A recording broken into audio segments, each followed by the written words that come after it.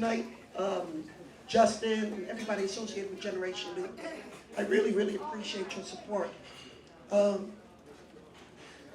You're all having such a good time. I almost feel guilty being up here.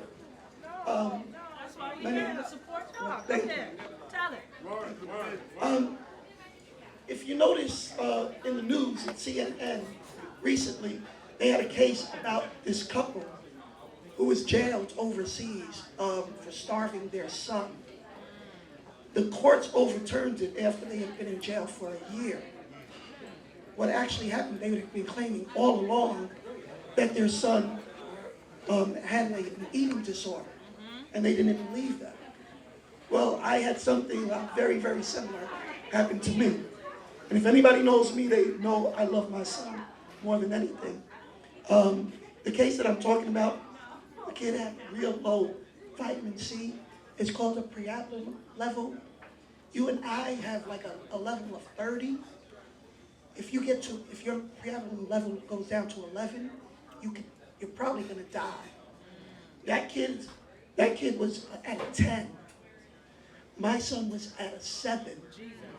Yeah. He was in Strong Memorial Hospital for almost 3 weeks. And I was by his side every single day. And it's really, it breaks your heart as a father to see your son going through so much pain. We didn't know what it was. We always knew he didn't eat much, but he was growing at a good rate. And he seemed perfectly fine, running all over the house, tearing stuff up. But he only ate 2 things, and that's Pizza Hut and Pizza Hut and Whiteman's potato bread. I mean, we would go on a cruise for 5 days, and he wouldn't eat. So that was the first sign. That was a few years ago. And then, but we thought, if the doctors kept saying, oh, he'll grow out of it, he'll grow out of it. And then in December, he stopped eating Pizza Hut. So it was just bread and water. We used to call it the prison diet. But he, again, he looked healthy, but then he started getting weaker. And in like 3 weeks, he lost 13 pounds. And he was skin and bones. He couldn't walk. And, we took him to the doctor. He said, he didn't know what was wrong. But what actually happened was he was developing scurvy. Now, a lot of people probably heard of scurvy. That was a disease you used to get in the 1800s. Pirates used to get that because they crossed the water and wouldn't have good food to eat. But in the last 15 years, only 4 kids in the United States has developed scurvy. And my son was one of them. His name is Allen. And so, again, took him to the hospital. It was real touch and go for a while. But they took good care of him. And we had a lot of support, a lot of prayers. Prayers work. Prayers work.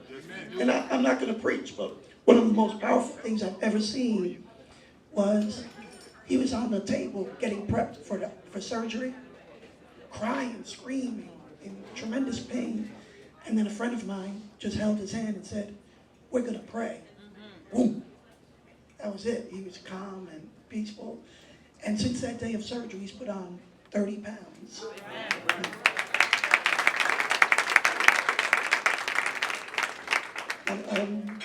But he had the surgery to get a tube.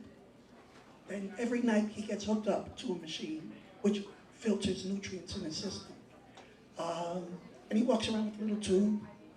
But if you didn't see the tube, you would think he was just, normal kid and everything. Very happy-go-lucky. He's come a long, long way. Again, because of the support of people like Justin Ortiz and everybody, Generation News, the community has been great. And we appreciate all the love, support, and prayers. So like I said, he's back, but he still doesn't eat. He's still only eating 2 things. Got him his pizza today, like I do every day.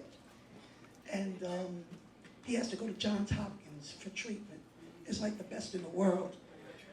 But they pay it's like $47,000 a month to go there. Insurance company will only pay up to 60%.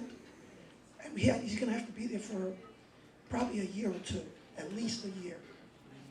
So, You're a bunch of college students, do the math. That's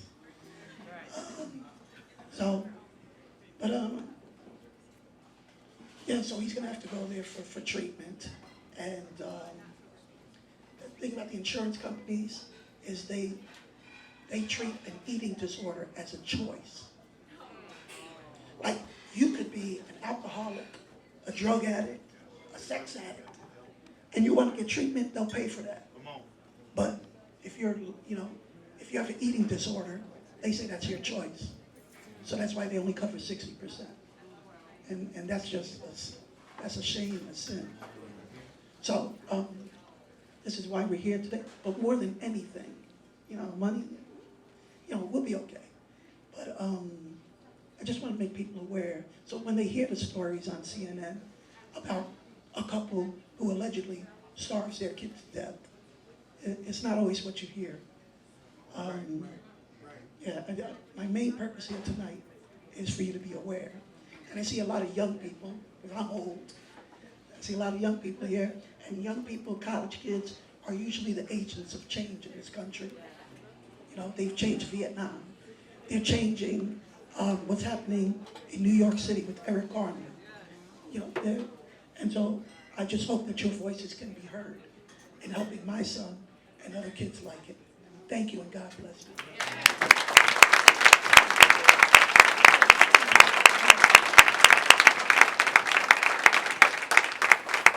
Yes.